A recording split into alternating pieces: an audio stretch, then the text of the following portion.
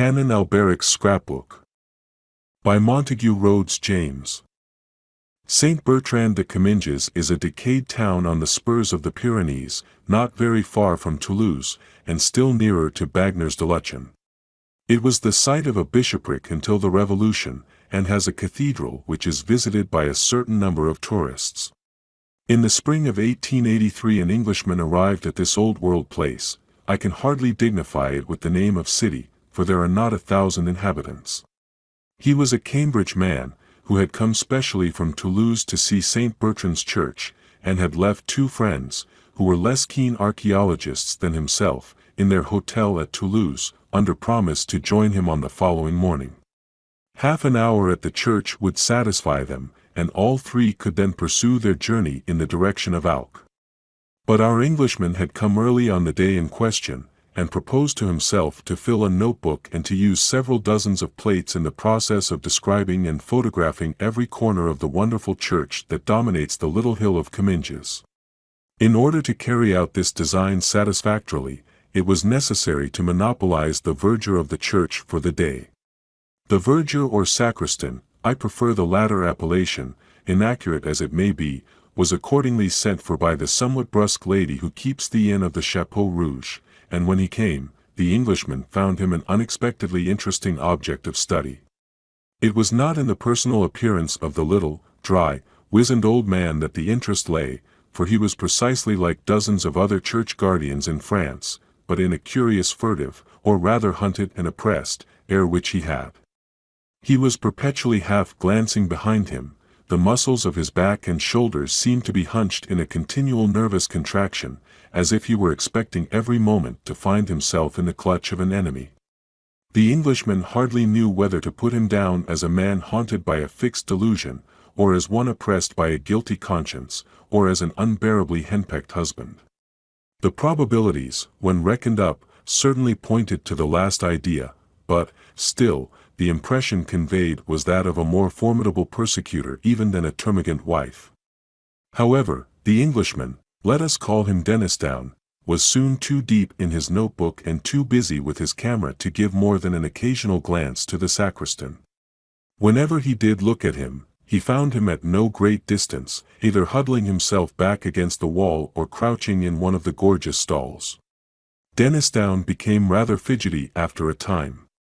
Mingled suspicions that he was keeping the old man from his déjeuner, that he was regarded as likely to make away with St. Bertrand's ivory crozier, or with the dusty stuffed crocodile that hangs over the font, began to torment him. "Won't you go home?" he said at last. "I'm quite well able to finish my notes alone. You can lock me in if you like. I shall want at least 2 hours more here, and it must be cold for you, isn't it?" "Good heavens," said the little man, whom the suggestion seemed to throw into a state of unaccountable terror, "such a thing cannot be thought of for a moment. Leave monsieur alone in the church. No, no, 2 hours, 3 hours, all will be the same to me. I have breakfasted, I am not at all cold, with many thanks to monsieur." "Very well, my little man," quoth Denisdown to himself, "you have been warned, and you must take the consequences." Before the expiration of the 2 hours, the stalls, the enormous dilapidated organ, the choir screen of Bishop John de Mauleon, the remnants of glass and tapestry, and the objects in the treasure chamber, had been well and truly examined, the sacristan still keeping at Denisdown's heels, and every now and then whipping round as if he had been stung, when one or other of the strange noises that trouble a large empty building fell on his ear. Curious noises they were sometimes. Once, Denisdown said to me, I could have sworn I heard a thin metallic voice laughing high up in the tower. I darted an inquiring glance at my sacristan. He was white to the lips. "It is he, that is, it is no one, the door is locked," was all he said, and we looked at each other for a full minute. Another little incident puzzled Denisdown a good deal.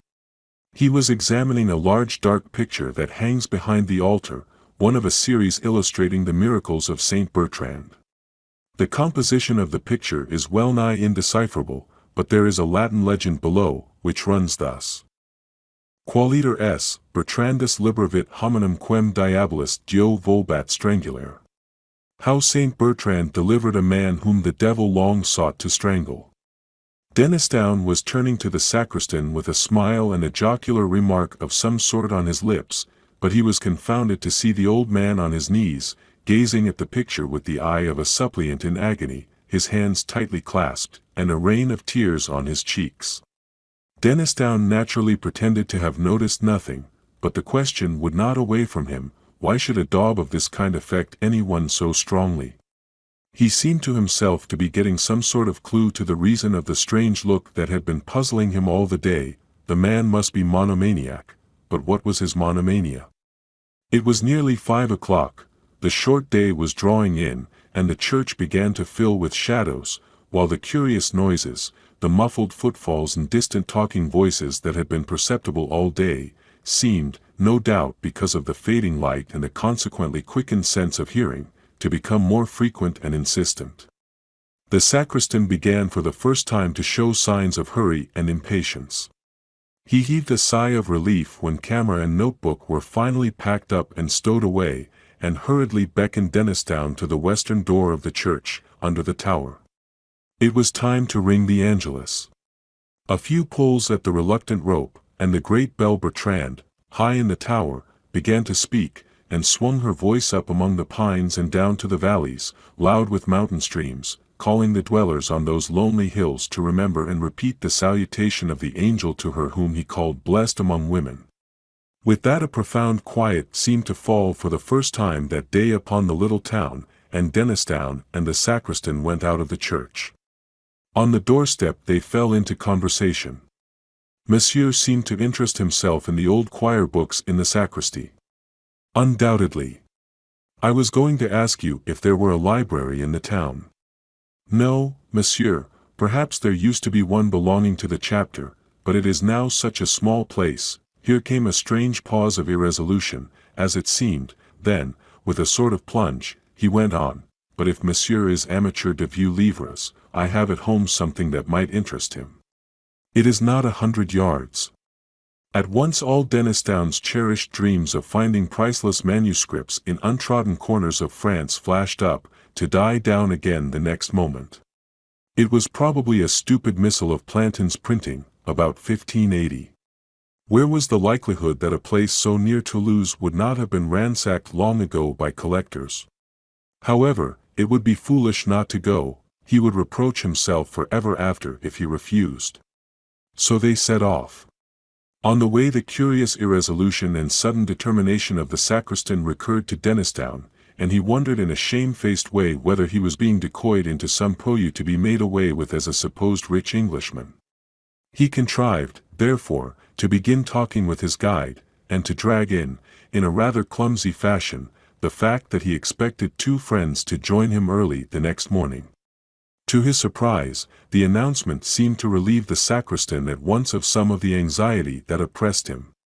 "That is well," he said quite brightly, "that is very well. Monsieur will travel in company with his friends, they will be always near him. It is a good thing to travel thus in company, sometimes." The last word appeared to be added as an afterthought, and to bring with it a relapse into gloom for the poor little man. They were soon at the house, which was one rather larger than its neighbors, stone-built, with a shield carved over the door, the shield of Alberic de Mauleon, a collateral descendant, Denisdown tells me, of Bishop John de Mauleon. This Alberic was a canon of Comminges from 1680 to 1701. The upper windows of the mansion were boarded up, and the whole place bore, as does the rest of Comminges, the aspect of decaying age. Arrived on his doorstep, the sacristan paused a moment. "Perhaps," he said, "perhaps, after all, monsieur has not the time." "Not at all, lots of time, nothing to do till tomorrow." "Let us see what it is you have got." The door was opened at this point, and a face looked out, a face far younger than the sacristan's, but bearing something of the same distressing look, only here it seemed to be the mark, not so much of fear for personal safety as of acute anxiety on behalf of another. Plainly, the owner of the face was the sacristan's daughter, and, but for the expression I have described, she was a handsome girl enough. She brightened up considerably on seeing her father accompanied by an able-bodied stranger. A few remarks passed between father and daughter, of which Denisdown only caught these words, said by the sacristan, "He was laughing in the church," words which were answered only by a look of terror from the girl. But in another minute they were in the sitting room of the house, a small, high chamber with a stone floor, full of moving shadows cast by a wood fire that flickered on a great hearth. Something of the character of an oratory was imparted to it by a tall crucifix, which reached almost to the ceiling on one side. The figure was painted of the natural colors, the cross was black. Under this stood a chest of some age and solidity, and when a lamp had been brought, and chairs set, the sacristan went to this chest, and produced therefrom, with growing excitement and nervousness, as Denisdown thought, a large book wrapped in a white cloth, on which cloth a cross was rudely embroidered in red thread. Even before the wrapping had been removed, Denisdown began to be interested by the size and shape of the volume. Too large for a missal, he thought, and not the shape of an antiphonor. Perhaps it may be something good, after all. The next moment the book was open, and Denisdown felt that he had at last lit upon something better than good. Before him lay a large folio, bound, perhaps, late in the 17th century, with the arms of Canon Alberic'S Scrapbook stamped in gold on the sides. There may have been 150 leaves of paper in the book, and on almost every one of them was fastened a leaf from an illuminated manuscript. Such a collection Denisdown had hardly dreamed of in his wildest moments. Here were 10 leaves from a copy of Genesis, illustrated with pictures, which could not be later than 700 AD. Further on was a complete set of pictures from a Psalter, of English execution, of the very finest kind that the 13th century could produce, and, perhaps best of all, there were 20 leaves of uncial writing in Latin, which, as a few words seen here and there told him at once, must belong to some very early unknown patristic treatise. Could it possibly be a fragment of the copy of Papias, on the words of our Lord, which was known to have existed as late as the 12th century at Nîmes? In any case, his mind was made up. That book must return to Cambridge with him, even if he had to draw the whole of his balance from the bank and stay at St. Bertrand till the money came. He glanced up at the sacristan to see if his face yielded any hint that the book was for sale. The sacristan was pale, and his lips were working. "If monsieur will turn on to the end," he said. So monsieur turned on, meeting new treasures at every rise of a leaf, and at the end of the book he came upon 2 sheets of paper, of much more recent date than anything he had yet seen, which puzzled him considerably. They must be contemporary, he decided, with the unprincipled Canon Alberic, who had doubtless plundered the chapter library of St. Bertrand to form this priceless scrapbook. On the first of the paper sheets was a plan, carefully drawn and instantly recognizable by a person who knew the ground, of the south aisle and cloisters of St. Bertrand's. There were curious signs looking like planetary symbols, and a few Hebrew words in the corners, and in the northwest angle of the cloister was a cross drawn in gold paint. Below the plan were some lines of writing in Latin, which ran thus. Responsa 12 miles December 1694. Interrogatum est, inveniam. Responsum est, invenis. Fiamna dives. Fees. Vivamni invidendis. Vives. Moriarn in lecto mio. Ita. Answers of the 12th of December 1694. It was asked, shall I find it? Answer, thou shalt. Shall I become rich? Thou wilt. Shall I live an object of envy? Thou wilt. Shall I die in my bed? Thou wilt. A good specimen of the treasure hunter's record, quite reminds one of Mr. Minor Canon Quatermain in Old St. Paul's, was Denisdown's comment, and he turned the leaf. What he then saw impressed him, as he has often told me, more than he could have conceived any drawing or picture capable of impressing him. And, though the drawing he saw is no longer in existence, there is a photograph of it, which I possess, which fully bears out that statement. The picture in question was a sepia drawing at the end of the 17th century, representing, one would say at first sight, a biblical scene. For the architecture, the picture represented an interior, and the figures had that semi-classical flavor about them which the artists of 200 years ago thought appropriate to illustrations of the Bible. On the right was a king on his throne, the throne elevated on 12 steps, a canopy overhead, soldiers on either side, evidently King Solomon. He was bending forward with outstretched scepter, in attitude of command. His face expressed horror and disgust, yet there was in it also the mark of imperious command and confident power. The left half of the picture was the strangest, however. The interest plainly centered there. On the pavement before the throne were grouped 4 soldiers, surrounding a crouching figure which must be described in a moment. A 5th soldier lay dead on the pavement, his neck distorted, and his eyeballs starting from his head. The 4 surrounding guards were looking at the king. In their faces the sentiment of horror was intensified. They seemed, in fact, only restrained from flight by their implicit trust in their master. All this terror was plainly excited by the being that crouched in their midst. I entirely despair of conveying by any words the impression which this figure makes upon anyone who looks at it. I recollect once showing the photograph of the drawing to a lecturer on morphology, a person of, I was going to say, abnormally sane and unimaginative habits of mind. He absolutely refused to be alone for the rest of that evening, and he told me afterwards that for many nights he had not dared to put out his light before going to sleep. However, the main traits of the figure I can at least indicate. At first you saw only a mass of coarse, matted black hair.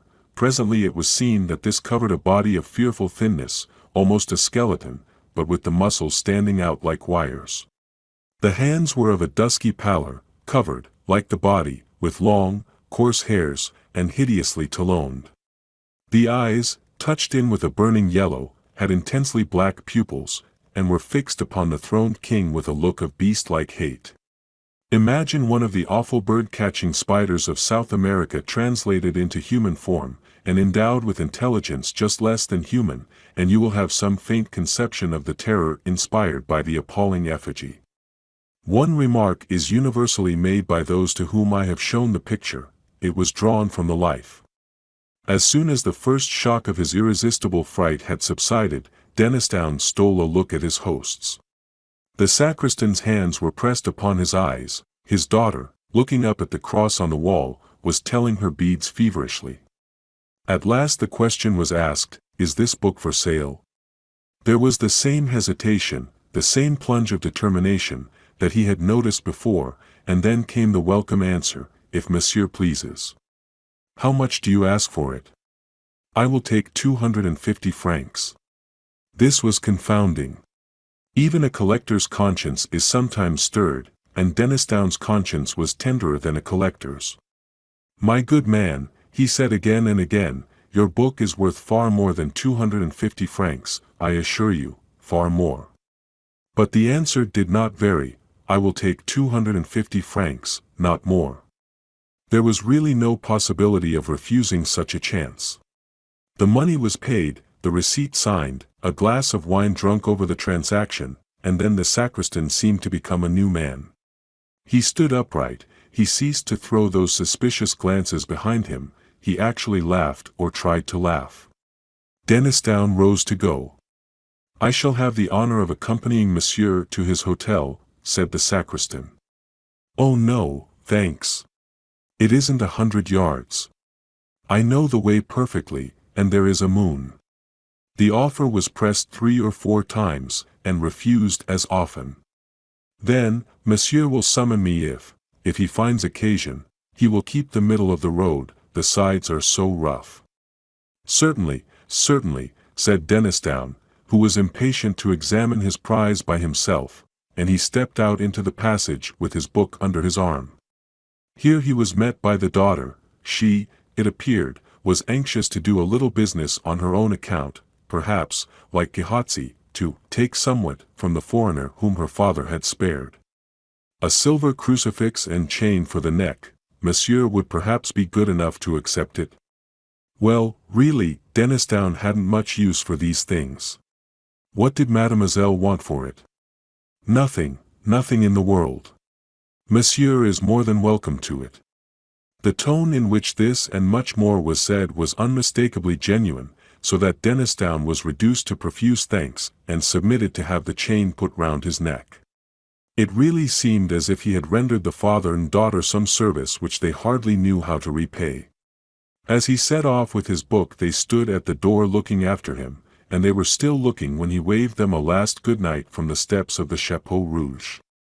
Dinner was over, and Dennisdown was in his bedroom, shut up alone with his acquisition. The landlady had manifested a particular interest in him since he had told her that he had paid a visit to the sacristan and bought an old book from him.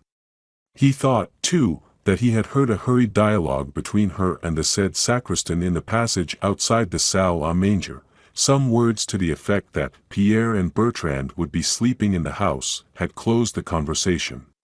At this time a growing feeling of discomfort had been creeping over him, nervous reaction, perhaps, after the delight of his discovery. Whatever it was, it resulted in a conviction that there was someone behind him, and that he was far more comfortable with his back to the wall. All this, of course, weighed light in the balance as against the obvious value of the collection he had acquired. And now, as I said, he was alone in his bedroom, taking stock of Canon Alberic's treasures, in which every moment revealed something more charming. "Bless Canon Alberic," said Dennisdown, who had an inveterate habit of talking to himself. "I wonder where he is now. Dear me! I wish that landlady would learn to laugh in a more cheering manner, it makes one feel as if there was someone dead in the house. Half a pipe more, did you say? I think perhaps you are right. I wonder what that crucifix is that the young woman insisted on giving me. Last century, I suppose. Yes, probably. It is rather a nuisance of a thing to have round one's neck, just too heavy. Most likely her father had been wearing it for years. I think I might give it a clean up before I put it away." He had taken the crucifix off, and laid it on the table, when his attention was caught by an object lying on the red cloth just by his left elbow. 2 or 3 ideas of what it might be flitted through his brain with their own incalculable quickness. A pen wiper? No, no such thing in the house. A rat? No, too black. A large spider? I trust to goodness not, no. Good God! A hand like the hand in that picture. In another infinitesimal flash he had taken it in. Pale, dusky skin, covering nothing but bones and tendons of appalling strength, coarse black hairs, longer than ever grew on a human hand, nails rising from the ends of the fingers and curving sharply down and forward, gray, horny and wrinkled. He flew out of his chair with deadly, inconceivable terror clutching at his heart. The shape, whose left hand rested on the table, was rising to a standing posture behind his seat, its right hand crooked above his scalp. There was black and tattered drapery about it, the coarse hair covered it as in the drawing. The lower jaw was thin, what can I call it, shallow, like a beast's, teeth showed behind the black lips, there was no nose, the eyes, of a fiery yellow, against which the pupils showed black and intense, and the exulting hate and thirst to destroy life which shone there, were the most horrifying feature in the whole vision.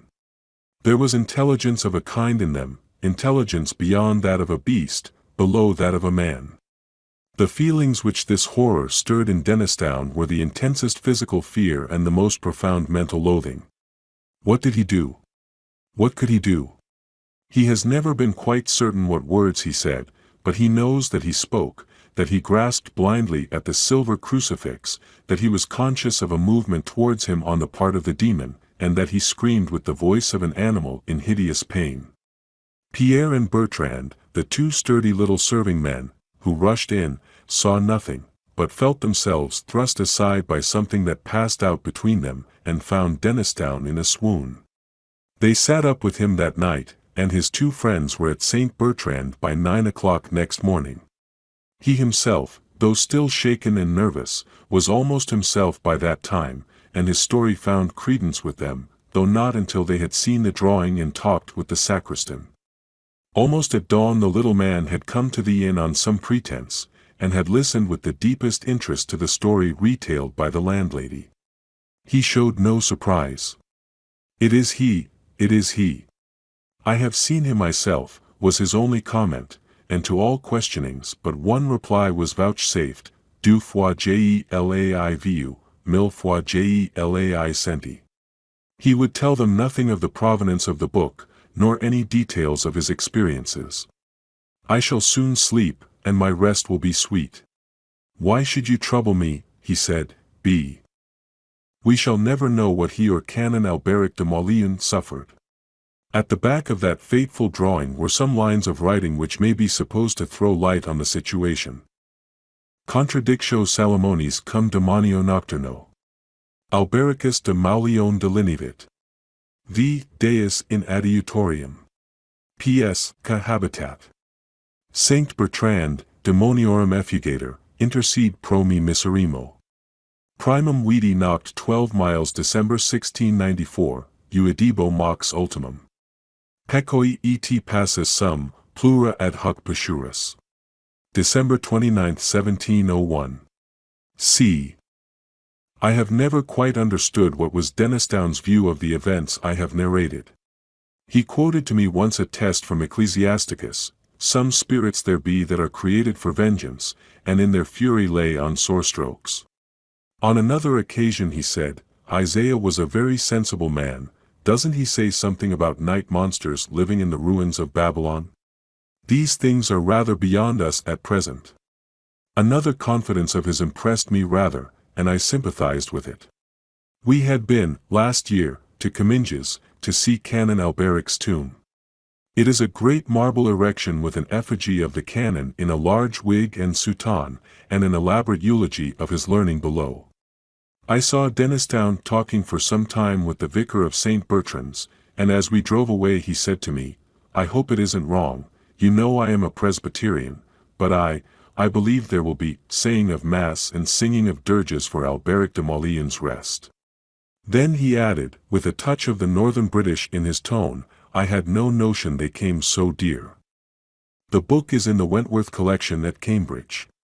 The drawing was photographed and then burnt by Dennisdown on the day when he left Comminges on the occasion of his first visit.